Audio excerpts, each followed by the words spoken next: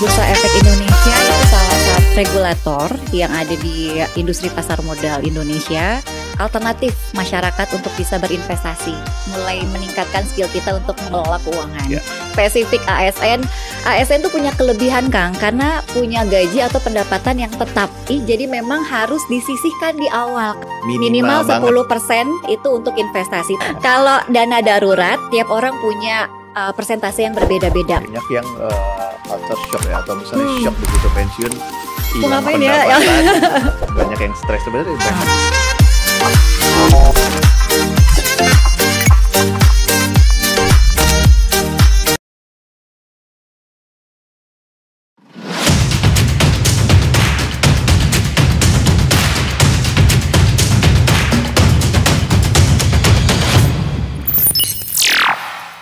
Assalamualaikum warahmatullahi wabarakatuh. Kembali lagi di Ajib, ASN Jabar, ikut bicara.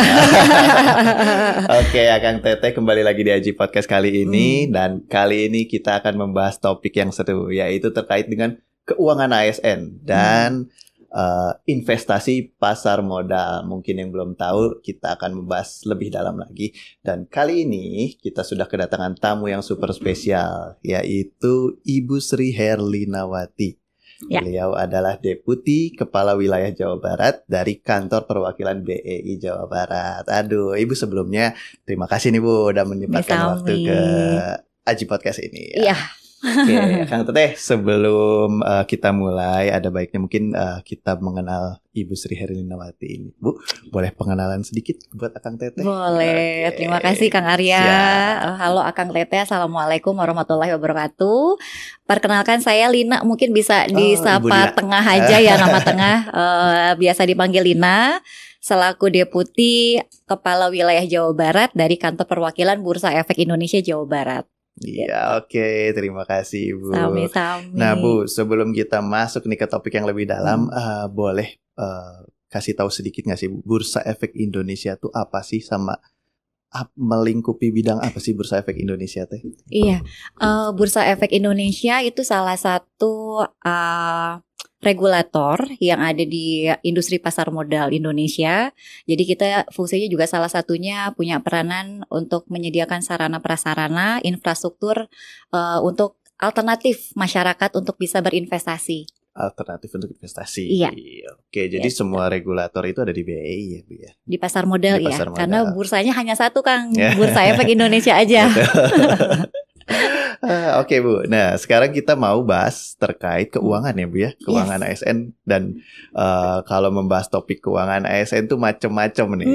Kenapa dari tuh? Kan kalau dari berita ASN tuh kayaknya sulit banget ngatur keuangan. Banyak yang bahkan terlibat pinjol dan lain-lain. Nah, kita akan membahas kenapa bisa sampai seperti, atau mungkin bagaimana cara sebenarnya mengelola keuangan yang baik untuk ASN. Nah Bu, untuk awalnya ini kan banyak tuh ASN tuh ngerasa gaji ASN itu fix, pendapatannya pasti itu aja gitu. Nah, bagaimana sih cara punya perencanaan keuangan yang baik dan sehat gitu sebenarnya? Iya.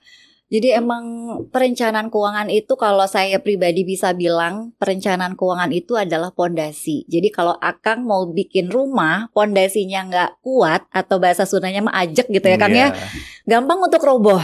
Tapi kalau di awalnya pondasinya udah kuat, itu enak banget sebenarnya ngejalaninnya. Jadi kalau buat ASN, kalau ini temanya kan karena spesialis ya, untuk spesifik ASN tuh punya kelebihan Kang, karena punya gaji atau pendapatan yang tetap. Itu kelebihan. Itu kelebihan dan itu anugerah. Itu anugerah. Tapi kalau misalkan sebenarnya kita kalau ngomongin numerik ya, angka besar atau kecil, sebenarnya setiap orang itu punya peluang yang sama untuk investasi. Cuman kurangnya literasi, yang informasinya nggak sampai, akhirnya pengelolaan gajinya yang nggak tepat. Oh gitu ya. Iya. Jadi lebih di pengelolaan gajinya sebenarnya. Pengelolaan keuangannya. Dengan nominal berapapun sebenarnya bisa ya? Bisa. Beneran Kang, bisa. Jadi makanya tadi saya bilang itu tuh anugerah loh, karena itu punya kelebihan. Gak semua orang punya pendapatan yang fix tiap bulan. Bahkan ASN punya saya bilang kelebihan, dia udah tahu berapa sih bulan depan yang akan dia terima. Jadi dia udah harusnya well prepare. Jadi aku udah tahu kira-kira mau investasi berapa, kemana. Nah, asal ya kita tahu cara pengelolaannya yang baik tuh seperti apa. Oke. Gitu. Jadi sebenarnya kan ketakar lah ya bahasanya. Iya kan? Ketakar ya, bulan depan segini gitu. Nah, kalau untuk dari segi nominal tadi memang beragam ya Bu ya. Bisa dibilang besar atau kecil mah memang relatif. Tapi mungkin bagaimana nyiasati agar menyisihkan untuk investasi itu sebenarnya berapa sih porsinya? Kalau memang yang saya tahu mungkin ini ilmu lama, tapi nggak tahu mungkin masih relevan untuk sampai saat ini atau enggak. Kalau dulu mungkin ada 50, 30, 20 perbandingan rasio untuk kehidupan ya. 50 itu untuk kebutuhan, 30% untuk keinginan, dan 20% untuk tabungan atau investasi. Nah itu gimana Bu? Apakah masih relevan sampai saat ini atau betul nggak sih atau gimana tuh? Iya, jadi setelah udah pondasinya ajak, terus juga kan kita mulai meningkatkan skill kita untuk mengelola keuangan. Yang Akang sampaikan tadi itu salah satu opsi yang bisa dipilih. Ya, 532 masih berlaku sampai sekarang, tergantung karena itu fleksibel ya Kang ya. Jadi bisa katakanlah untuk ASN 532 itu adalah porsi untuk yang secara generalnya. Tadi Akang sudah sampaikan, kayaknya udah pinter banget, udah tahu banget nih kayaknya ya. Jadi mindsetnya memang benar. Jadi di awal ketika kita terima gaji, jadi memang harus disisihkan di awal Kang. Jangan nunggu sisa. Jadi memang harus disisihkan di awal. Jadi mungkin mindsetnya adalah kita menjadikan investasi itu jadi satu prioritas. Rasanya udah kerja 1 bulan, nanti tuh mau dapat gaji gitu kan. Itu adalah reward yang kita juga harus persiapkan untuk masa depan kita. Jadi makanya mindsetnya di awal disisihin ya, jangan nunggu sisa di akhir. Kalau di akhir kan nggak pernah ada kan. Jadi kalau nggak pernah mulai ya kayaknya nggak pernah kekumpul tuh ya, setiap awal belum gajian tanggal 1 nih kayaknya ya. Udah kepikiran kan di kepala ini kayak belum bayarin nih. Karena jadi banyak banget dan tidak akan pernah mulai investasi-investasi sementara waktu kita terus maju. Nah, smart budgeting istilahnya di perencanaan keuangan itu salah satu formula yang tadi Akang sampaikan. Itu alternatif walaupun bisa fleksibel. Itu secara garis besar ya Kang. Jadi kalau misalkan punya pendapatan atau terima gaji sekian nominalnya, itu Akang langsung sisihin 50% untuk kebutuhan, 30% untuk keinginan. Bener nih Kang? Soalnya bisnis sok pahili sareng cicilan. Nah, kalau cicilan masuk ke mana tuh? Cicilan sebenarnya kalau misalkan kebutuhan sama keinginan itu bisa disatukan. Bisa disatukan? Bisa disatukan. Yang 30% kalau punya cicilan atau kasbon ke kantin atau punya katakanlah yang beli barangnya sekarang bayarnya nanti. Nah, itu ya. Itu masuknya ke 30 Kang. Jadi kalau misalkan Akang punya cicilan, berarti ada pos 30% dipakai untuk itu. Tapi kalau misalkan ASN-nya baru nih, terus misalkan belum punya berkeluarga, masih single, itu kan harusnya masih punya keinginan sendiri kan. Itu persentasenya bisa dialihkan untuk keinginan. Tapi kalau sudah punya cicilan dan lain-lain, berarti 30%-nya bisa dipakai untuk tadi berhutang yang produktif. Yang produktif tapi ya. Yang produktif ya. Sisanya masih punya range 20% itu bisa dibagi menjadi tabungan sama investasi. Itu minimal. Minimal 10% itu untuk investasi. Tapi kalau yang cicilan hutang itu maksimal 30%. Entong minimal. Nah, itu bahaya. Ya, jangan. Jadi itu masih relate sama sekarang, tapi setiap orang pasti kondisinya beda-beda. Jadi sebenarnya bisa itu fleksibel ya, aja. Bisa diatur gitu. Nah, kalau untuk kayak misalnya cicilan kalau tadi masuk ke bisa ke 50 atau 30. Cicilan pokok sendiri misal kebutuhan rumah, kebutuhan itu kan maksudnya masuk ke yang primer lah ya. Itu masih bisa masuk ke sana ya? Masih bisa. Kalau lihat dari 100% nih pendapatan Akang gitu ya, 50% dipakai untuk kebutuhan, itu lebih besar dari 30% keinginan sama hutang produktif yang kita punya. Jadi tetap 50% yang harus kita utamakan. Kita masih punya 20%, kita split jadi 10% nabung sama 10% investasi. Tapi kalau misalkan kayaknya mau investasiin aja 20% itu adalah batas yang masih bisa dijalankan sama ASN sebenarnya. Cuman mindsetnya dirubah Kang. Yang 10 itu adalah reward buat diri kita sendiri untuk 1 bulan kemarin udah kerja. Kita rasanya bisa untuk mengapresiasi atau merencanakan masa depan kita dengan menyisihkan 10% sekarang untuk tujuannya misalkan buat pensiun yang nyaman. Betul. Investasi itu kan jangka panjang. Jadi effortnya, pengorbanannya sekarang kan. Aduh nyisihin tuh kayak berat ya, 10%. Tapi kan nanti kita akan punya masanya, kita akan menikmati itu. Contoh kalau Akang kayaknya mau pensiun, kayaknya masih alami ya kalau Akang ya. Mau pensiun nyaman, karena kita udah tahu kalau ASN masuk ke masa yang pensiun, kan pendapatannya akan berbeda dengan masa Sangat produktif. jauh sekali. Nah, minimal menyamakan gaya hidup Akang sekarang sama nanti itu nggak terlalu jomplang. Iya, banyak yang culture shock ya, atau misalnya shock begitu pensiun, hilang ngapain ya? pendapatan. Banyak yang stres, sebenarnya memang begitu ya Itu, kalau kasusnya di ya, ASN. Itu balik lagi kurangnya perencanaan. Iya. Kalau ini kan perencanaan keuangan ya Kang, pasti berhubungan sama keuangan. Iya betul. Bu, kalau misalnya tadi ngebahas tentang utang yang produktif, contohnya seperti apa Bu? Utang. Kalau utang, ya, utang produktif contoh yang mungkin sangat familiar itu kayak punya atau mau beli rumah. Rumah itu merupakan satu aset, salah satu alternatif untuk kita investasi karena bisa kita tinggalin walaupun belum lunas gitu ya Kang ya. Terus juga semakin bertambahnya waktu terus mengalami kenaikan. Iya. Ya, sementara kalau kita nanti-nantiin uangnya keburu berkurang, value dari nilai uangnya makin berkurang, tapi barang yang kita pengen itu harganya makin meningkat. Sangat tinggi. Gitu. Jadi salah satu ya penting juga nih. Makanya yang produktif. Tapi kalau misalkan yang konsumtif itu biasanya value barangnya juga akan mengalami penurunan karena ada masa pakai, nilai pakai yang sudah kita pergunakan jasanya atau produknya itu juga termasuk. Jadi memang harus pinter-pinter mana yang harus kita pilih untuk sebagai hutang produktif sama yang konsumtif. Gitu ya. Jadi jangan main asal nyicil apa gitu ya. Ada yang lucu-lucu cicil, lucu-lucu cicil. Iya kan, yang cicil tuh kayak kalau satu tenan satu store kayak lucu gitu kan. Itu pas pulang ke rumah kayaknya kemeja udah punya Kang yang warna hitam. Itu sering banget tuh.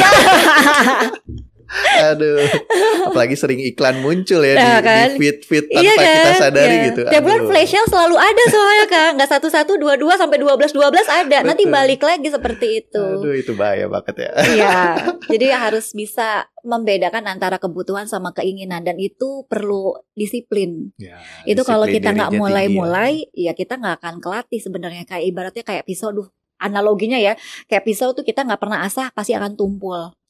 Gitu, jadi emang harus dibiasain aja ya Bu ya. Iya, jadi betul. memang begitu dapat uang sisihin gitu. Oke. Nah Bu, kalau misalnya terkait tadi terkait dana darurat nih Bu. Kalau dana darurat itu masuk porsi yang mana Bu? Karena misalnya di 20% tadi adalah tabungan dan investasi. Sedangkan dana darurat sendiri itu akan masuk kemana kalau misalnya nanti porsi, kan pasti wajib ada ya Bu ya dana darurat, mau tidak mau itu mah. Karena pasti ada kejadian tidak terduga atau apa. Nah itu masuknya kemana Bu? Ya, dana darurat bisa masuk ke yang 20% tadi Kang. Jadi kalau misalkan kita mau bedah rinci-rinci lagi tuh banyak banget kebutuhan tuh, bisa ke bulanan, buat sekolah anak, buat listrik, buat bensin, itu tuh banyak banget pos-posnya. Kalau yang tadi dana darurat bisa masuk ke yang 20% tadi. Oh, bisa masuk ke 20%. Bisa masuk. Ya, jadi sebenarnya kita bisa dibedah-bedah lah, sebenarnya bisa dipos-posin lagi sesuai dengan kebutuhan masing-masing. Dana darurat itu penting banget. Ya, sangat karena dana darurat itu salah satu step langkah kita untuk merencanakan masa depan supaya enggak miskin mendadak ketika kita ada sesuatu yang mendadak. Oke. Ya, harapannya kan mendadak itu contoh saya pernah ngalamin misalkan handphone tiba-tiba rusak dan benar-benar mati Kang. Sementara semua pekerjaan mungkin menggunakan handphone ya. Kalau sekarang kan kayak device kayak nggak bawa handphone gimana ya Kang ya. Itu kan berarti wajib harus cepat langsung miliki kan atau dibeli kan. Itu pakai dana yang mana? Sementara kayaknya gaji masih lama nih kan, baru tanggal 5 nih sekarang gitu ya. Nunggu bulan depan masih lama gitu. Jadi dana darurat ini fungsinya adalah untuk mengcover yang kita keperluannya itu mendadak. Bisa dari orang tua, misalkan sakit, atau misalkan sekarang lagi sering hujan tiba-tiba dan itu besar banget, tiba-tiba misalkan gentengnya juga bocor dan itu kan kayaknya harus segera ya. Jadi dana darurat itu sudah kita siapkan. Nah, yang ini ada rumusnya juga Kang. Nah, gimana tuh rumusnya? Kalau dana darurat setiap orang punya persentase yang berbeda-beda. Kalau yang single itu 3-6 pengeluaran, 6 kali pengeluaran per bulan. Per bulan. Jadi kalau misalkan Akang pengeluarannya per bulan 4 juta, berarti 4 kali 3. Untuk single tuh. Untuk single sampai berarti dikali 6 sampai maksimal 48. Kalau yang berkeluarga itu 6 sampai 12 kali pengeluaran. 12 kali. Karena kita Besar punya ya? istri, anak yang harus ditanggung juga.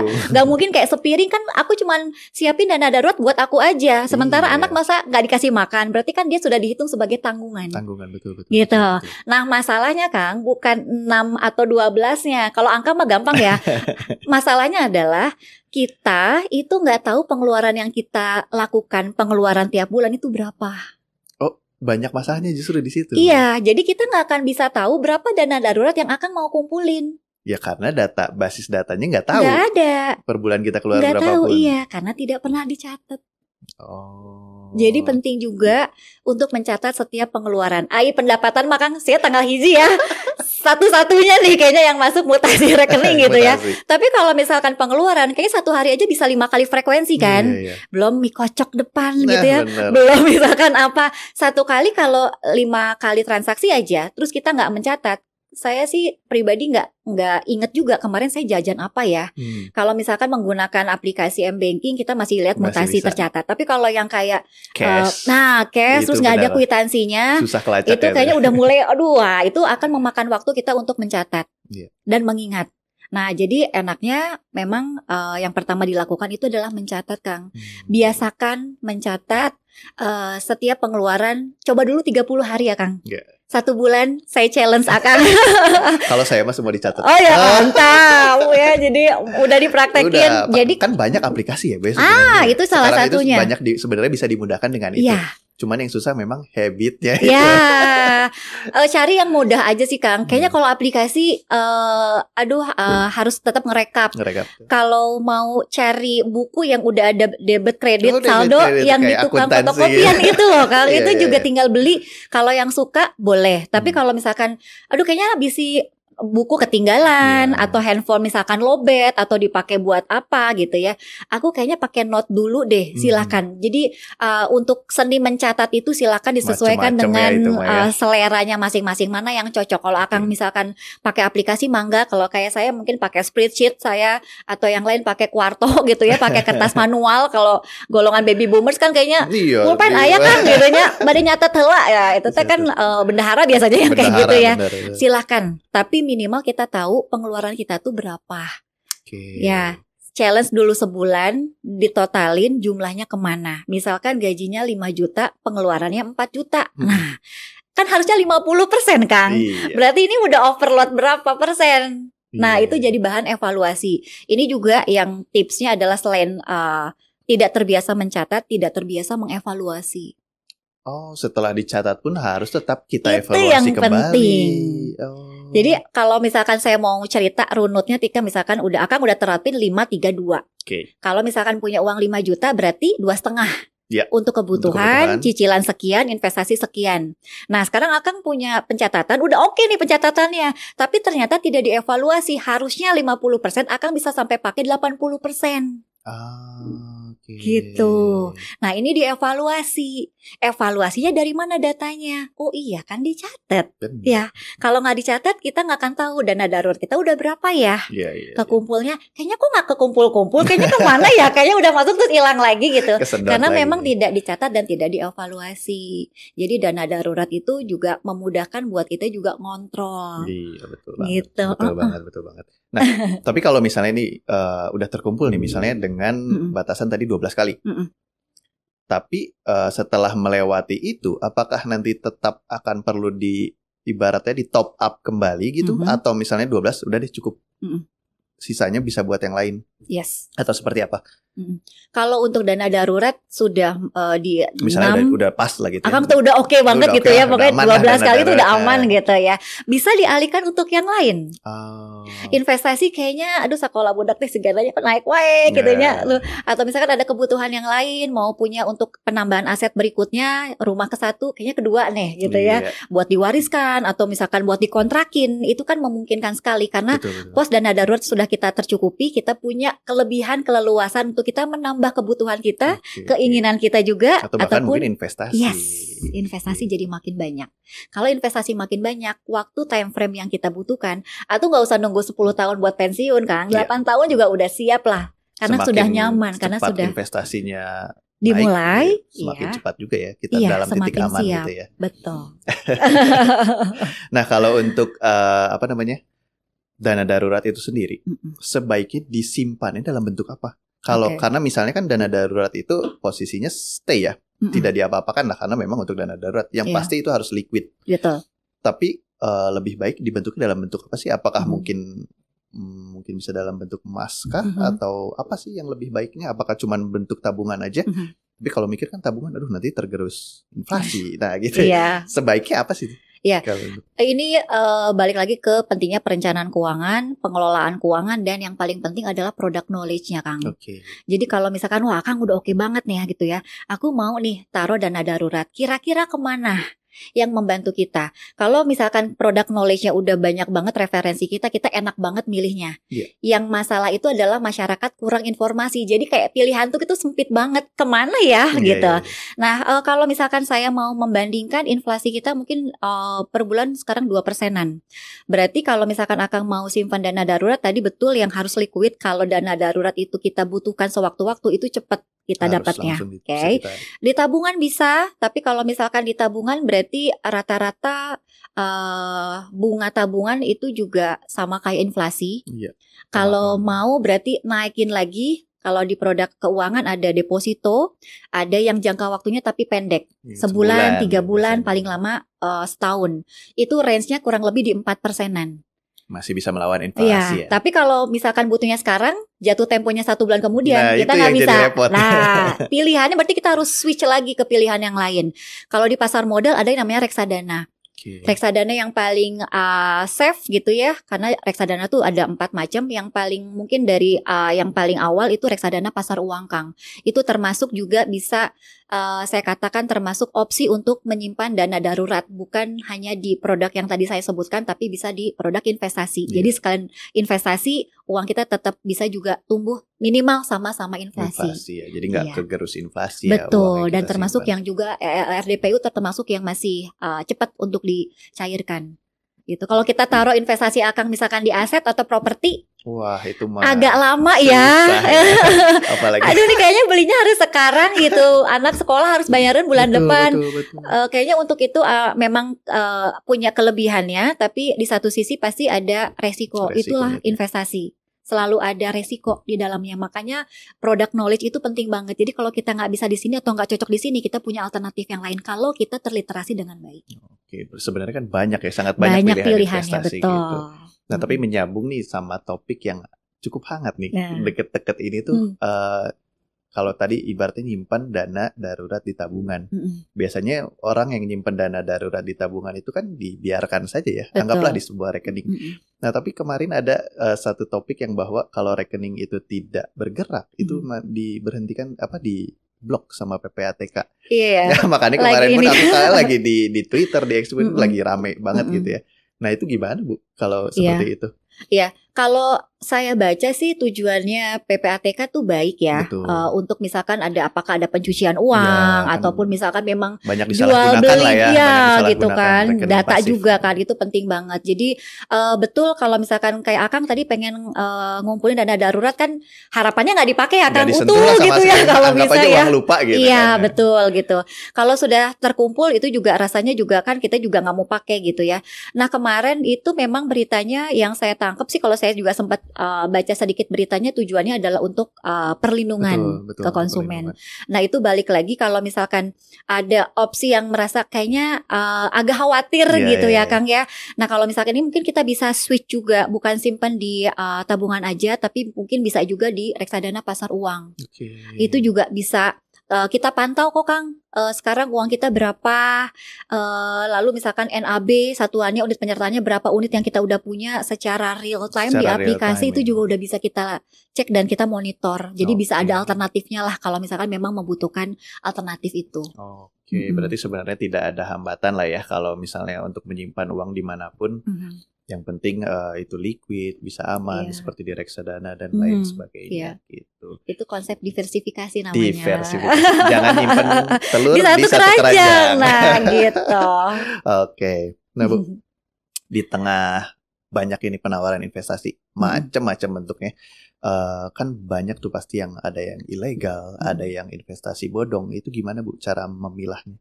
Iya, wah itu luar biasa karena Jawa Barat Salah yang satu yang tertinggi, predikatnya tertinggi kan, Akang tahu ya.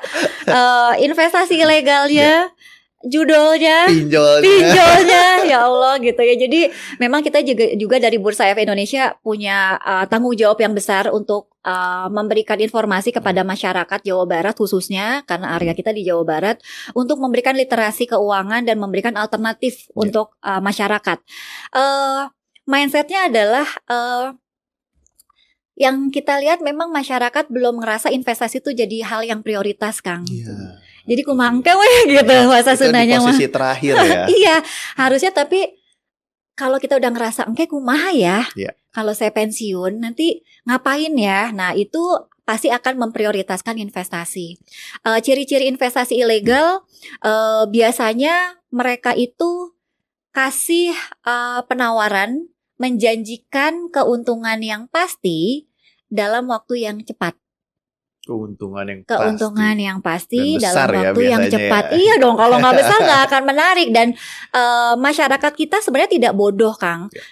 Tapi kurang informasi, kurang literasi, dan terbuai sama janji manis yang sangat indah gitu. Jadi karena saya rasa balik lagi ke product knowledge. Kalau kita tahu deposito berapa sih imbal hasilnya, reksadana berapa sih, mereka nggak punya compare-nya, nggak bisa ngebandingin. Ketika ada oknum yang menawarkan investasi ilegal karena wah kayaknya menarik banget gitu ya, sebulan Kang 10% dijanjiin 10%, berarti let's say kalau kita taruh setahun 120% Kang. Kalau simpan di tabungan berapa sih, paling 12% ibaratnya. Jadi atau misalkan rata-rata 2% malah kan ya.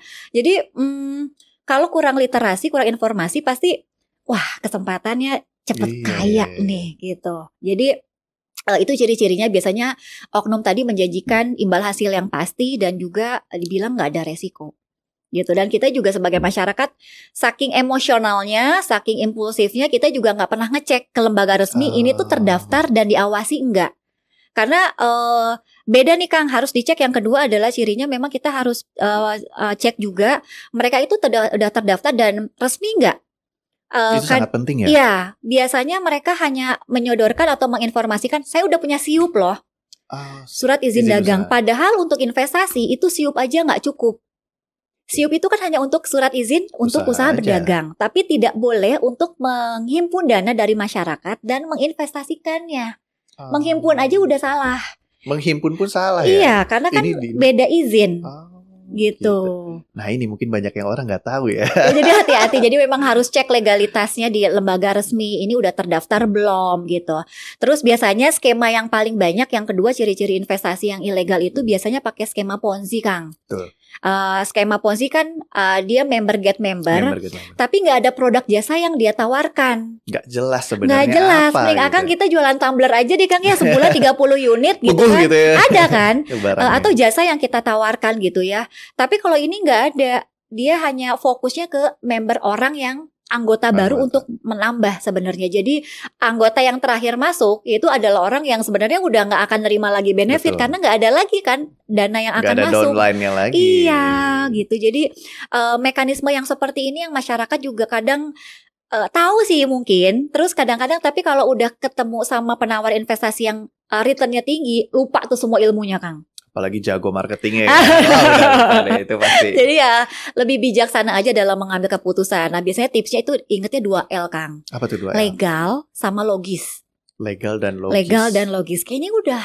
Pertama udah gak legal, ya ngapain juga dipilih. Aturan satunya udah gagal ya udah. Iya. Kalau yang satu legal, kedua logis gak? Gitu. Itu juga yang perlu masyarakat mungkin mindsetnya juga harus kuat ya, dikuatin. Ya. Iya. Oknum akan mencari segala peluang untuk masuk. Jadi kitanya yang harus membentengi dengan pengetahuan untuk bisa mengetahui ini yang legal, ini yang ilegal gitu ya, dan juga berani untuk menolak. Biasanya kan punten ya, duh nggak enak ya, udah lama kenal sama Akang Nggak gitu ya. enakan ya. Iya, duh gimana ya Kang? Ya udahlah saya buka aja gitu, karena nggak enak sama Akang, nggak berani Iya. nolak, apalagi keluarga deket atau teman deket. Betul. Ya kan? Betul. Jadi kita harus cari cara supaya juga kita bisa Berani nolak ya. Oke, banyak banget sebenarnya kasus baik dengan Ponzi, skema Ponzi itu kan banyak banget bentuknya ya, bahkan tersamarkan kayak mungkin seperti kemarin kasus-kasus Indra Kents yang gitu-gitu ya, yang ya, influencer-influencer afiliator sebenarnya ya, Kang? setipe lah ya gitu, afiliator dan lain-lain gitu. Jadi mungkin memang literasi masyarakatnya juga yang harus kita Betul. push gitu ya Bu Yes, ya. kita tingkatkan sama-sama sama Sama BKD. dalam rangka. Oke, nah selanjutnya Bu, ini terkait dengan investasi di pasar modal. Itu seperti apa sih Bu? Kalau investasi di pasar modal tuh mungkin banyak Akang Teteh juga yang belum tahu. Begitu mendengar pasar modal, mungkin yang pasti terbesitnya ya saham, stok gitu. Oh ya main saham anggapannya. Bicaranya tuh pasti main saham. Nah itu seperti apa dan itu tuh cocok nggak sih sebenarnya untuk ASN? Karena memang kita skopnya ASN di sini gitu. Jadi seperti apa Bu? Iya, pasar modal itu salah satu alternatif investasi yang masyarakat bisa pilih. Jadi pasar modal itu kalau misalkan dari definisi Undang-Undang Pasar Modal Nomor 8 Tahun 95 itu mempertemukan antara pihak yang membutuhkan dana untuk jangka panjang dengan pihak yang membutuhkan sarana investasi di produk keuangan. Ya, jadi kalau misalkan ASN cocok nggak ya buat investasi di pasar modal? Indikator untuk investasinya masuk. Yang pertama, kalau mau investasi kan harus pakai modal. Ya, minimal berarti untuk yang tadi saya bilang ASN itu kan punya kelebihan, punya gaji pendapatan yang fix. Betul. Dan saya bilang itu anugerah karena nggak semua orang Kang punya kepastian untuk setiap tanggal itu ada yang masuk gitu atau pendapatan yang masuk. Jadi indikator itu sudah masuk di checklist kita.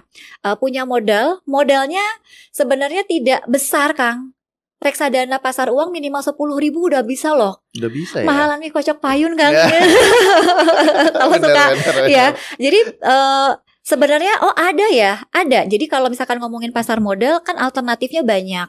Jadi pasar modal itu salah satu alternatif yang masyarakat atau ASN bisa pilih. Reksadana cukup cocok menurut saya karena ASN tuh kan mungkin kerjanya full ya Kang. Jadi 7:30 sampai jam 4 misalkan gitu. Pasar modal pun buka jam perdagangan untuk di saham itu dari jam 9 sampai jam 4. Aduh kayaknya pas lagi jam kerja nih gitu ya. Ada alternatif di reksadana minimal 10.000 cocok untuk pemula karena kelebihannya dibantu sama yang namanya manajer investasi. Betul. Nanti uang kita itu dikelola sama orang yang profesional yang punya lisensi dari OJK sebagai wakil manajer investasi. Namanya juga WMI izinnya Kang. Jadi ketika masyarakat mempercayakan uangnya kita investasi, mereka adalah orang atau pihak yang punya kredibilitas untuk menghimpun dana dan mereka punya knowledge yang banyak untuk memilihkan atau membantu kita investor untuk kemana nih uang kita akan diinvestasikan. Jadi kita dibantu sama yang namanya MI Manager untuk itu reksadana. Cocok sih karena mungkin dananya juga nggak besar ya 10.000 aja minimal 10.000 50 itu udah rasanya bisa ya? Udah bisa mulai investasi dengan nominal sekecil itu. Jadi nggak usah jutaan gitu ibaratnya. Kalah loh sama segelas kopi. Sekarang anak kan abis ya sama kopi. Iya. Jadi alternatifnya bisa di pasar modal. Kalau tadi Akang sampaikan saham gitu ya, karena taunya mungkin lebih banyak ke saham. Saham juga salah satu alternatif produk legal yang ada di pasar modal Indonesia. Saham itu kalau mau saya sharing sedikit definisi atau pengertiannya, saham itu kan bukti kepemilikan memiliki perusahaan. Sekarang Akang mimpi gak Kang? Aduh kayaknya pengen punya penghasilan lebih ngedariin bisnis gitu ya. Butuh effort waktu. Belum tentu kita punya passion yang sama di industri atau di bisnis yang kita pengen punya gitu ya. Nah ini punya opsi kita punya sahamnya, tapi Akang tetap bisa kerja ya. Tapi ketika perusahaannya punya kinerja yang positif, punya laba juga, omset yang meningkat, Akang juga nanti akan kebagian dividen namanya. Nah jadi punya opsi atau mungkin kayaknya Bu pengennya yang aman aja deh, yang penghasilannya tetap aja, nggak mau yang berfluktuasi, ada obligasi juga. Obligasi Tapi juga ada. obligasi minimalnya 1 juta untuk obligasi yang diterbitkan oleh pemerintah lewat Kementerian Keuangan. Kalau tadi reksadana minimalnya 10.000, 50.000 lah, ya di bawah 100.000. Kalau saham itu minimalnya 1 lot, Kang. 1 lot 100 Bukan pakai lembar S ya. Yang itu beda lagi. 1 lot 100 lembar saham. Yang paling murah harganya 50, Kang. Jadi 50 kali 100. Batas bawahnya memang di 5.000 berarti. Iya, 5.000. Tapi kalau misalkan kita cari lagi, total sekarang ada 954 perusahaan yang listing di Bursa Efek Indonesia, yang masyarakat silakan pilih bisa aja pilih. ya. Iya. Saya pengen jadi owner perusahaan. Iya, silakan beli gitu. Beli 1 lot kan sebenarnya iya, menjadi betul. Benefitnya juga kan bisa ikut rapat umum pemegang saham. Betul. Iya. Silakan coba gitu. Jadi kesempatannya ada, sebenarnya peluangnya juga ada yang sangat besar untuk ASN gitu ya. Jadi tidak mengganggu operasional sehari-hari bekerja, punya pilihan. Tadi makanya kalau kita product knowledge-nya banyak tuh enak banget sebenarnya, dan kita tinggal milih kan. Iya, banyak banget pilihannya ya. Iya. Oke. Nah, kalau misalnya dari tadi Ibu sebutkan ada saham, ada reksadana, ada obligasi.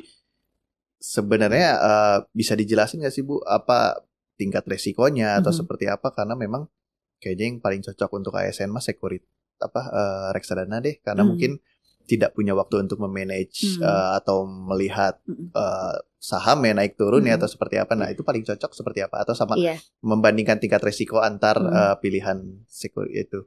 Oke. Produk mana yang cocok? Ya. Sebenarnya nggak bisa di-generate satu profesi ASN misalkan, Kang. Tapi balik lagi ke individunya masing-masing. Ada investor yang udah senior katakanlah gitu ya, Kang ya. Dia bahkan lebih risk taker dibandingin yang masih muda. Jadi nggak bisa dilihat dari umur juga gitu ya, nggak bisa lihat itu tuh. Jadi akan lebih spesifik nantinya, karena nanti kalau di perencanaan keuangan akan dilihat profilnya seperti apa, kemampuan. Ada profilingnya dulu ya. Iya, resiko itu juga akan biasanya kalau buka rekening biasanya ada pertanyaan, Kang, yang disampaikan. Itu untuk salah satu KYC-nya yang ditetapkan. Jadi kalau kita mau mencoba untuk investasi, ada beberapa kayak kuesioner kecil, pertanyaan singkat yang ditawarkan atau diberikan kepada konsumennya atau investornya untuk dia jawab. Nah, ini nggak bisa FOMO. Jadi Teh Lina, apa ini jawaban nomor 2? Oh, nggak bisa gitu, Kang. Karena akan berbeda. Saya mungkin akan memilih kayaknya investasi jangka panjang deh buat anak nanti masuk SMA atau kuliah. Kayaknya 10-20 tahun lagi deh. Akang investasinya 5 tahun lagi nih aku mau investasi. Dari time frame waktu akan beda. Jadi ada 3 poin mungkin yang bisa diringkas. Yang pertama, dari kemampuan keuangannya dulu. Karena tiap orang kan beda-beda. Ya, kalau mungkin di ASN ada fungsional atau struktural, golongan, pangkat, itu akan beda, Kang. Ya kan? Tergantung stratanya. Take home pay sama tunjangan itu udah beda tuh. Betul. Jadi itu akan membedakan. 10% Akang sama saya mungkin akan beda dengan ASN yang lain. Lalu tujuan Akang sama saya tadi jangka waktunya udah beda. Ya, nanti ketika ngisi kuesioner akan kelihatan hasilnya, Kang. Akang masuknya konservatif atau saya masuknya ke moderat, atau Akang yang lain mungkin agresif. Nah, ketika kita udah tahu hasilnya, oke, Bapak moderat, Ibu agresif, nanti produknya akan berbeda. Dan itu akan tersedia sendiri? Harusnya diinformasikan. Jadi pilihannya kita punya. Kalau literasinya udah oke, kitanya juga akan punya banyak pilihan, itu enak banget ngejawabnya. Kayaknya aku moderat deh, kira-kira yang cocok apa ya? Oh, kayaknya reksadana pasar uang. Kalau reksadana kan boleh didetailin lebih panjang, itu ada 4 jenis. Reksadana pasar uang, reksadana pendapatan tetap, reksadana campuran, sampai reksadana saham. Macam-macam. 4 macam. Dari makin 4 macam ke atas, returnnya makin tinggi, resikonya jangan lupa makin tinggi. Betul, pasti berbanding lurus ya, resiko dan return. Betul banget. Tapi kalau, saya pas keluar kayak konservatif gitu ya. Ibu mau yang di awal dia udah nanya, mau investasi? Iya dong, mau investasi, semangat dong. Berapa keuntungannya?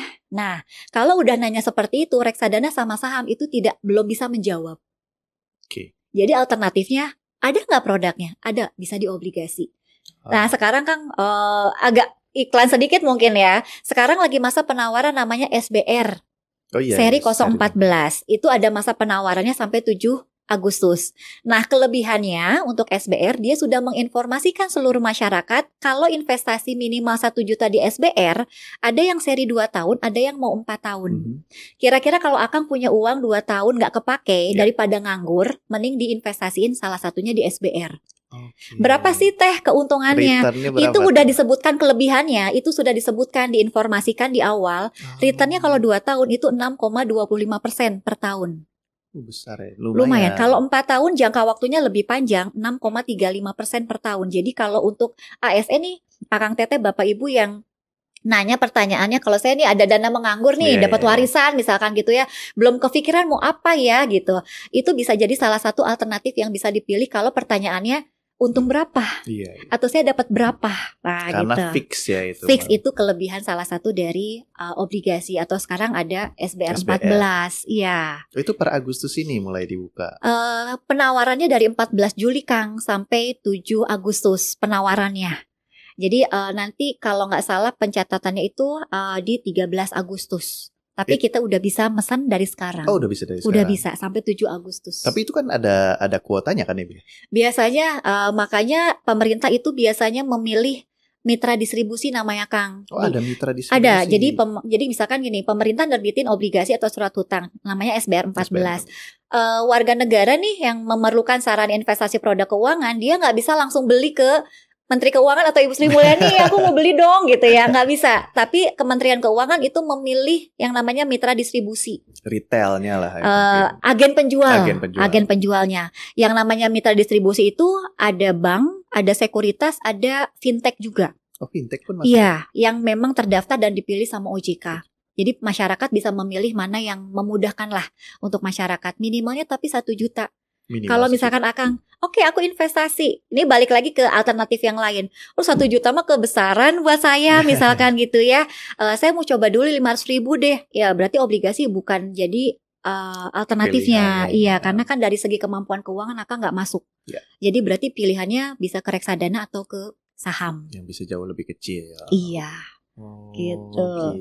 Jadi harus tahu profil resiko Kang. Tujuan juga jangan FOMO ikut-ikutan. Lagi happening gitu ya. Jadi lagi hype kayaknya ikut yang ini deh. Itu belum tentu, karena profil resikonya setiap orang pasti akan beda. Overall untuk ASN dengan profil yang mungkin masih pemula Kang, terus juga mungkin punya waktu yang terbatas untuk memantau market, reksadana bisa jadi pilihan. Cukup bagus ya reksadana, karena mungkin dikelola oleh orang yang sangat profesional di bidangnya. Dan diversifikasi kelebihannya. Betul. Kalau reksadana pasar uang berarti lebih banyak uangnya ditaruh di deposito. Oh, kalau reksadana pasar uang berarti lebih safety. Resikonya lebih kecil lah ya. Yes, lebih kecil. Returnnya juga ya so-so lah. Gitu. Tapi kalau misalkan lu kayaknya nggak cukup nih teh gitu ya, pengen yang lebih tinggi. Terus pengalaman Akang udah banyak, jadi udah mulai berani, karena profil resiko bisa berubah Kang. Untuk pemula itu mungkin sangat konservatif, tapi kalau Akang udah berpengalaman, jam terbangnya udah mulai bisa berubah ya? Bisa berubah. Kebayang gini Kang, kalau investasi itu Akang kayak naik sepeda. Ingat nggak Akang waktu kecil naik sepeda itu tuh kan pasti nggak stabil dulu ya. Ada resiko jatuh, lecet. Itu juga sama untuk pemula investasi, pakai ini takut nanti kalau rugi gimana gitu. Tapi kalau misalkan dijalani kecil-kecil, nanti lama-lama jadi bukit. Sama kayak belajar sepeda, kecil-kecil takut-takut dulu, tapi kalau udah jago pasti kenceng. Betul. Pasti ngebut. Makin berani lagi. Makin berani kan. Nah, profil resiko itu bisa berubah. Yang awal pemula belum tahu, knowledge-nya masih awam dulu reksadana. Nanti kayak reksadana kok kayaknya kurang ya, karena kebutuhan kita makin bertambah misalkan Kang. Kita mau switch karena memang kita diposisikan di satu kondisi, kita harus naik level Kang. Nggak bisa diem di situ aja. Main aman terus. Iya, karena pasti ada satu momentum kondisi kita yang mendesak, yang kita tuh harus upgrade. Jadi mau nggak mau naikin level, kayaknya harus mulai belajar reksadana saham. Reksadana saham itu produknya 80% itu MI akan taruh uang kita di saham. Tapi sahamnya seperti apa itu MI yang mutusin. Itu benar-benar MI yang mutusin. MI yang mutusin. Kalau Akang mau beli reksadana tapi nanti MI beli sahamnya yang ABC ya. Nggak bisa Kang. Iya. Kalau mau seperti itu langsung beli saham aja. Kelola aja sendiri. Iya, itu beli langsung saham aja. Gitu. Ada plus minusnya, ada kelebihan kekurangan, tapi konsep diversifikasi di reksadana itu cukup mewakili. Oke. Lebih bagusnya Akang punya semua. Aman ya. Semuanya punya. Jadi yang satu misalkan lagi turun butuh ini bisa ada yang Pindah ke menopang. yang lain, Iya. pindah ke yang lain. Iya. Ini bagus banget sih. Kalau misalnya untuk tadi kalau untuk ASN pemula mah pasti nyari yang konservatif ya, mungkin yang aman-aman. Nah, kalau misalnya untuk saham sendiri ini kan ada beberapa tipe ya. Mungkin ada yang kalau anggaplah tidak menyimpan di manajer investasi atau di reksadana dan lain-lainnya. Kalau misalnya megang sendiri, nah resikonya seperti apa sih? Karena mungkin ada perbedaan bahwa nyimpan saham untuk jangka panjang, disimpan aja gitu, atau misalnya bahasanya trading, atau misalnya ngambil profit jangka pendek. Nah itu lebih baik seperti apa sih Bu sebenarnya? Kalau konsep investasi itu long term Kang, jangka panjang. Oke. Dan investasi itu bukan sulap, bukan judi yang bisa cepet kaya. Iya. Banyak yang bilang karena kan main sama judi. Nah, itu gimana tuh? Iya. Ada pernyataan seperti itu. Main sama judi. Iya. Balik lagi sih Kang. Sebenarnya kalau saham itu kan kita punya kepemilikan. Ya. Perusahaannya ada, produknya ada, karyawannya ada, jelas underlying-nya istilah di kita. Jadi Akang punya perusahaan juga harus tahu kalau jodoh mah bibit bebet bobot Kang. Kan betul. Kayak investasi beli saham kan kita harus tahu perusahaan yang kita beli itu apa. Jangan karena lagi hype terus juga kayaknya keren nih kalau aku punya perusahaan di sektor ini nih misalkan gitu. Tapi kita nggak tahu tentang perusahaan itu juga nggak bagus gitu ya. Kalau misalkan untuk ASN sebenarnya pilihannya silakan sih, banyak disesuaikan. Kalau ngerasa kayaknya nggak punya waktu ya misalkan buat trading, karena memang kalau konsepnya investasi sama trading atau pelakunya atau investornya disebut investor dan trader. Jadi beda ya, sebenarnya dua hal yang berbeda ya itu ya. Trading itu lebih ke aktivitasnya, orangnya disebut trader. Kalau Akang mau investasi jangka panjang itu kegiatannya itu investasi, Akang disebutnya investor. Ya, ini punya dua treatment yang berbeda. Beda. Kalau ASN jam kerjanya udah pasti ya kan, udah pasti dan ke kantor ya. Nggak mungkin kita punya waktu untuk mungkin ya ngeliatin market pergerakan harga saham, dan konsep investasi sebenarnya adalah jangka panjang, itu lebih cocok buat investasi. Investasinya tadi misalkan contohnya di saham karena long term, berarti sebenarnya kita tidak perlu memperhatikan perdagangan market jangka pendek. Iya, nggak perlu selalu ngeliatin market itu sih Kang. Jadi let's say mungkin bisa ngeliatin itu dievaluasi per 3 bulan sekali. Kenapa? Karena setiap 3 bulan perusahaan mengeluarkan laporan kinerja triwulanannya, quarterly report itu. Yes, dan itu kalau di investor atau di investasi itu memang ada effort untuk kita belajar analisis fundamental namanya. Mau nggak belajar itu? Oh, mau dong. Okay. Karena memang kalau untuk saham ya Akang udah mutusin saham gitu ya, berarti harus mau belajar analisis tentang fundamental. Ya. Betul, dan itu sebenarnya bisa kok dipelajari Kang. Gitu. Jadi bukan hanya hal yang rumit sebenarnya. Terus kalau misalkan mau trading, ini hak asasi ya. Jadi silahkan sesuaikan dengan masing-masing gitu ya, tujuannya mau seperti apa. Kalau suka passionnya di trading dan bisa mengelola manajemen waktunya yang silahkan aja. Gak masalah juga. Gak masalah, karena sebenarnya untuk pesan atau mau melakukan order beli atau jual itu kita bisa melakukan atau mesen dulu itu sebelum jam perdagangan sebenarnya. Sudah jadi bisa sebelum auto buy dan sell ya. Misalkan atau sebelum Akang datang ke kantor, mau beli dulu deh, di order dulu di harga sekian, ya udah tinggalin aja. Kalau hari itu nggak dapat juga ya udah, berarti besok order lagi aja gitu. Jadi ini punya dua konsep yang berbeda. Investasi itu lebih ke long term, jangka panjang, berarti ada effort untuk kita mau belajar analisis fundamental. Kalau yang investasi, kalau yang trading tadi lebih banyak menggunakan technical analysis Kang. Dari waktunya kayaknya ASN agak susah ya gitu. Ya. Kita mau ke saham pun diinvestasiin aja. Pilihan sahamnya juga banyak Kang. Ada 954. Akang pilihnya mau kayak gimana? Banyak banget kan. Jadi balik lagi di bursa cukup memudahkan investor. Kita punya lebih dari 40 indeks saham. Ada yang kalau tadi Akang ngomongin judi nggak sih gitu ya. Di bursa ada 5 indeks saham syariah. Ada saham-saham yang kita kelompokin ke pos-pos yang termasuk dalam syariah. Indeks saham itu berarti pengkategorian saham. Pengkategorian Oke. bisa dari sektoral, bisa dari Akang maunya kayaknya perusahaan yang bagiin dividen aja, udah ada Oke, dikelompokin. oke. Mau yang syariah aja kita kelompokin.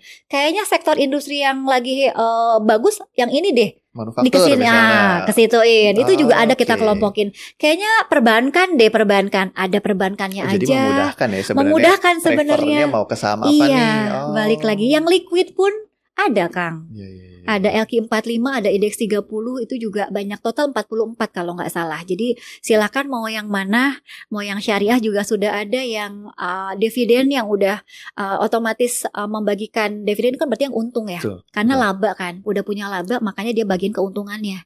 Itu juga sudah kita Perusahaan-perusahaan kelompokkan. yang rajin aja ngasih dividen Bagian gitu dividen ya. itu kan memudahkan investor untuk nggak usah nge-screening dari 900-an Iya, Kang. iya. Harganya nanti keburu naik, Akang masih analisis aja gitu kan, kayaknya Udah telat ya. kelamaan gitu kan. Jadi udah dimudahkan segala sesuatunya gitu. Jadi tinggal investornya mau belajar, terus mau ya ada effort lah, karena investasi itu kan butuh effort, Kang. Betul. Nggak Nggak bisa ada mau masukin aja Iya gitu ya. kan. Nanti kalau sekarang banyak juga mungkin referensi yang mungkin kita bisa pakai, tapi balik lagi keputusan itu ada di tangan investor.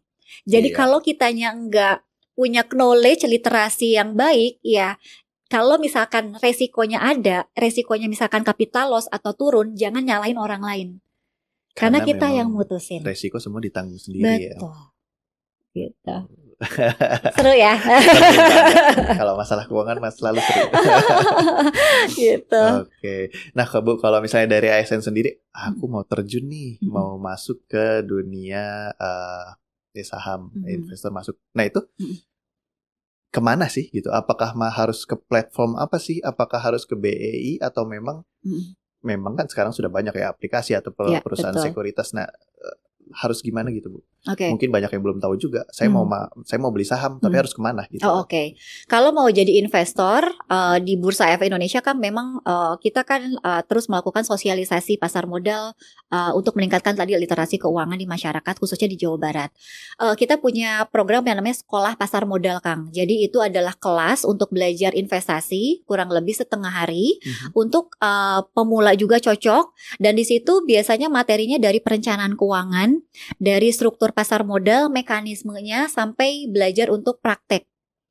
Gitu. Lengkap Jadi ya? Iya, lengkap. Jadi di situ nanti biasanya kita kerjasama dengan, kalau di Bandung, Kang, di Jawa Barat itu total ada 22 perusahaan sekuritas dan 1 perusahaan efek daerah. Jadi total ada 23. Oh, ada 23. Ada 23. Iya.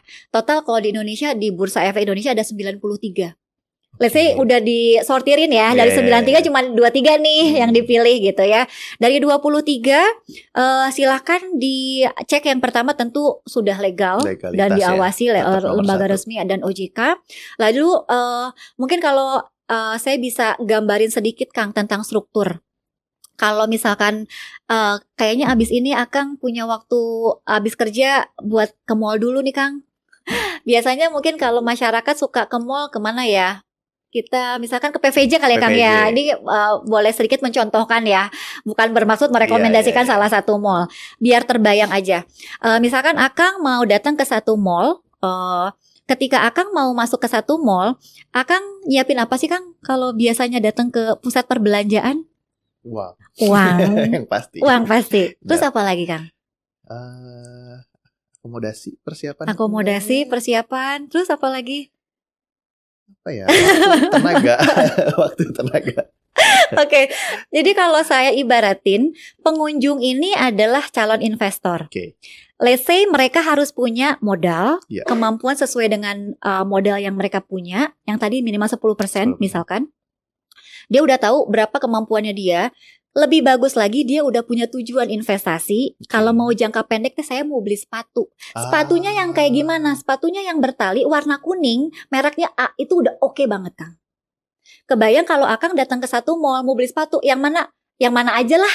Akang akan butuh waktu lebih lama untuk memiliki sepatu karena harus muter-muter ngebandingin dulu. Tapi kalau Akang spesifik tujuannya, itu enak banget. Jelas langsung. Jelas banget. Kayaknya 2 tahun 5 tahun lagi punya rumah di Dago, misalkan ya, di daerah Bandung Utara, harganya sekian. Nah, itu udah enak banget, kan. Itu enak banget. Nah, pengunjung mall tadi itu ilustrasinya kayak investor, Kang. Investor pun sama kayak pengunjung, tahu modalnya berapa, produk knowledge-nya udah tahu. Jelas semuanya. Jelas. Resikonya udah tahu, karena aku tuh gak suka warna kuning. Iya. Kayaknya silau banget ya, aku tuh sukanya yang pastel. Itu kan selera. Iya. Ya, Betul. Oke. Sekarang Akang udah nyampe nih satu mall. Akang udah tahu tujuannya mau beli sepatu. Oke. Nanti Akang masuk ke tenan. Ya. Toko sepatu. Dari yang merek A, B, C. Ya. Nah, Akang masuk ke tenan itu adalah kalau di pasar modal Akang masuk ke sekuritas. Oke. Yang tadi aku sebutin ada 23 sekuritas itu. Ya. Pilihlah ke sekuritas yang ada. Ya, tokonya kan banyak. Akang mau ke A, B, C kan. Nah, silakan masuk ke tenan ya. Di Jawa Barat ada 23. Akang masuk ke situ, Akang buka rekening. Karena untuk menjadi investor Akang butuh akses. Kalau Akang nggak buka rekening, Akang nggak akan jadi investor. Nggak bisa ya. Betul. Gitu. Untuk buka rekening cukup mudah, Kang, hanya melampirkan KTP sama buku tabungan. Sesimpel buka rekening biasa aja ya? Iya. Gitu. Dan ini 100% biasanya sudah banyak yang online. Jadi sebenarnya mallnya di mana aja, Akang di kantor pun udah bisa pakai handphone karena udah online trading. Jadi nggak usah langsung kayak belanja langsung ke tokonya. Mallnya, iya gitu. Nah, masuk ke tenan itu adalah sekuritas. Jadi kalau mau jadi investor beli saham, datangnya ke sekuritas, Kang. Nanti di sekuritas, misalkan Akang masuk ke satu toko yang brand sepatunya banyak banget, ya misalkan. Nanti Akang bisa beli ketika sudah memiliki akses untuk buka rekening tadi, Akang akan bisa punya pilihan produk. Aku mau beli reksadana, aku mau beli saham, aku mau beli SBR. Banyak ya, jadi sebenarnya produknya iya, gitu silakan. Nah, gitu. Jadi Akang bisa jadi investor kalau buka rekening di sekuritas, gitu. Aplikasinya sudah banyak dan cari yang cocok aja, Kang. Bisa, kayaknya yang nggak terlalu, maksudnya yang friendly user aja deh, silahkan gitu ya. Boleh browsing dulu. Nah, posisinya bursa itu kayak manajemen mallnya, Kang. Kita yang menyediakan sarana prasarana, kita nyediain lift, kita yang mengatur jam perdagangan, kita yang mengatur jam buka mallnya jam sekian ya. Regulatornya semua. Iya betul, tutupnya jam sekian ya. Sama kayak pasar modal, kita buka jam sekian sampai tutup sekian. Itu salah satunya kita yang membuat peraturan dan kebijakannya. Gitu. Jadi jangan salah datang, jangan salah datang ke BI. Iya kan, aku mau beli saham, tapi harusnya datangnya ke sekuritas, benar. Karena masih ada, Kang, yang bawa uang. Masih ada ya? Bu, aku mau beli saham ya. Sekian, dia punya uang sekian, saya mau beli saham. Nah, kita arahkan untuk datang ke sekuritas. Ini datang ke manajemen mallnya ya.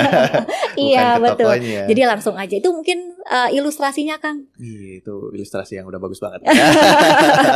Simplifikasi banget. Iya. Oke, nah jadi kalau misalnya nih ASN dengan tadi banyak, mungkin masih tetap bingung juga ya. Kalau misalnya seorang ASN pengen belajar perencanaan keuangan lebih dalam, atau misalnya ingin belajar saham lebih dalam, itu sebenarnya bisa kemana sih? Apakah BEI menyediakan itu sarana-sarana sosialisasi, atau misalnya ada kelas-kelas khusus? Apakah materi offline atau online itu ada nggak, Bu? Ya, Kang, ada kelas untuk yang belajar edukasi pasar modal tuh namanya sekolah pasar modal ataupun kelas lanjutan berikutnya. Kita rutin setiap minggu melakukan atau pembukaan kelas untuk SPM di kantor. Setiap minggu ada. Itu offline, Kang. Memang mungkin di hari kerja ya. Kalau misalkan ASN harus ada surat tugas kayaknya gitu ya. Tapi kita juga biasanya membuka kelas untuk SPM non regular. Jadi yang tidak tercover di yang per minggu yang kita sediakan, itu bisa juga menghubungi kita untuk misalkan sama BKD provinsi nih mau ada satu hari gitu ya, satu waktu kayaknya abis ini kita mau SPM. Itu juga dimungkinkan karena juga salah satu fungsi dari kantor perwakilan di Jawa Barat ini melakukan edukasi literasi kepada masyarakat dan komunitas ataupun stakeholder kita yang lainnya. Jadi dimungkinkan untuk bisa mengikuti kelas dan itu semua free ya, Kang. Tidak ada biaya sama sekali, tidak ada akomodasi sama sekali. Selain ada kelas SPM, mungkin juga ada media sosial. Kita ada media sosial resmi official juga, Indonesia Stock Exchange ataupun IDEX Jawa Barat. Lalu juga sekarang sekalian juga kenalin ya, Kang ya. Mungkin sambil belajar tapi belum berani langsung gitu, Kang ya. Kita di bursa ada IDEX Mobile. Itu merupakan platform aplikasi untuk belajar simulasi di pasar Simulasi modal. pasar modal. Iya. Oh. Jadi kalau di situ ada banyak banget fitur Kang, news, emiten, dia melakukan stock split, dia RUPS itu juga semua sudah ada terinformasikan di situ. Lalu di situ keunggulan lainnya adalah ada fitur virtual trading. Virtual trading itu Ya. memang yang sangat dibutuhkan Iya, ya. kayaknya ya. Aduh, takutnya pakai uang asli. Iya kan, kayaknya aduh takut turun atau gimana. Di situ ada fitur virtual trading, dikasih modal untuk virtual money-nya 5 juta. 5 juta itu seakan-akan uang kita, dan kita mulai belajar mempraktekkan 10% tadi uangnya berapa, dan kita memilih saham yang mana. Nanti di situ juga ada analisis fundamental, teknikal untuk juga kita mengasah analisis kita. Kita coba dulu. Aduh kayaknya takut ya langsung 10 lot, 1 lot dulu deh. Misalkan terus juga kita lebih kenal sama perusahaannya atau emitennya. Kita juga harus wajib tahu perusahaan apa yang kita beli. Misalkan klik di situ ada Kang tuh kayaknya apa ya Kang? Karena dari pagi sampai tidur lagi kita tuh pasti pakai produk emiten yang sudah terdaftar di bursa. Betul. Bedanya, Akang sekarang masih jadi konsumen, ya, konsumen yang loyal banget, bahkan tiap minggu bolak-balik Pasti supermarket beli, gitu ya ibaratnya. Tapi Akang punya kesempatan untuk menjadi pemilik dari perusahaan tersebut dengan memiliki sahamnya. Jadi ada dua peran yang sekaligus Akang bisa dapatkan benefitnya. Konsumen dapat produknya juga, tapi Akang juga punya kepemilikan. Ketika perusahaannya untung, Kang, dia akan membagikan keuntungannya kepada balik lagi sebenarnya investor, bukan konsumen. Betul. Gitu. Jadi benefitnya ada capital gain, ada dividen, ada bisa hadir RUPS juga salah satunya, bisa banyak. Oke, aduh, seru banget ini kalau misalnya ngomong pasti panjang banget ya. Oke, cuman memang karena terbatas waktu. Bu, kalau misalnya tadi kita Kang Teteh udah ngebahas terkait dengan pengelolaan keuangan bagi ASN, terus lalu penggunaan platform sekuritas untuk pembelian saham dan lain-lain, mungkin nanti bisa Kang Teteh terapkan, atau misalnya mungkin ada yang belum jelas bisa coba ikut pelatihan-pelatihan yang dilaksanakan sama BEI ya Teh ya. Atau misalnya follow Instagramnya dari BEI atau semua sosial medianya juga. Nah Bu, kalau begitu ada pesan-pesan khusus nggak buat Akang Teteh ASN nih untuk mungkin bisa mulai berinvestasi atau dan lain-lain? Oke. Iya, ASN itu punya kelebihan dan bisa dimanfaatkan asal terliterasi dengan baik. Perencanaan keuangan mungkin sudah disampaikan, walaupun cuman baru kulitnya aja, tapi kalau bisa dikelola dengan sangat baik, bisa menjadi penambahan atau pertumbuhan aset kita untuk masa depan. Karena investasi itu harus direncanakan. Betul. Jadikan satu prioritas, karena yang pasti itu adalah ketidakpastian. Yang pasti itu adalah ketidakpastian. Iya kan? Betul. Jadi kita harus well prepare untuk juga melakukan perencanaan keuangan kita. Let's say Bapak Ibu bisa menyiapkan pensiunnya dengan nyaman dengan investasi. Nah untuk terakhir mungkin campaign dari Bursa Efek Indonesia, kita punya campaign 3P Kang. 3P. Jadi kalau mau investasi harus paham uangnya yang mana, jangan pakai uang pakai hutang. Jangan pakai salah porsi iya, ya. Jangan salah porsi. Harus tahu juga product knowledge yang kita akan pilih. Lalu resiko yang kita punya itu juga kita harus tahu profil resiko kita. Jangan memaksakan, kalau kita masih moderate, jangan memaksakan untuk konservatif atau bahkan ke agresif gitu ya. Yang agresif juga mungkin bisa berubah. Jadi paham dulu. Paham product knowledge-nya, tahu mekanisme produknya, tahu siapa, mungkin dari struktur siapa yang melindungi kita. Lalu juga setelah mulai paham, harus punya. Kalau nggak punya rekening, nggak akan jadi investor, Kang. Jadi akses untuk kita menjadi investor harus buka rekening. Udah paham, punya, setelah punya jangan lupa dipantau. Dipantau, jangan dicuekin aja. Di-loss aja ya, lupa. Iya, gitu. Jadi minimal mungkin bisa terus dipantau, dievaluasi, karena pasar modal itu dinamis, Kang, selalu berubah. Dan sebenarnya kalau untuk orang yang suka belajar itu seru kok, Kang. Jadi oh terus berubah ya. Kondisi perusahaan dulu untung, sekarang mungkin tidak. Dulu rugi, sekarang enggak gitu ya. Jadi rasanya dengan konsep paham punya pantau, semoga juga akan semakin percaya diri dalam mengambil keputusan untuk berinvestasi dan menyiapkan masa depan yang lebih baik. Oke, bagus banget Ibu. Terima kasih banyak Ibu sebelumnya sudah hadir di Aji Podcast kali ini. Jangan lupa like, subscribe, komen, dan follow sosmednya BKD Jabar dan BEI Jabar Ibu ya. IDX Jawa Barat, IDX_Jawa Barat. Baik Kang Teteh, sampai ketemu lagi di informasi selanjutnya hanya di Aji ASN Jabar. Ikut bicara. Oke Kang, terima kasih. Hatur nuhun.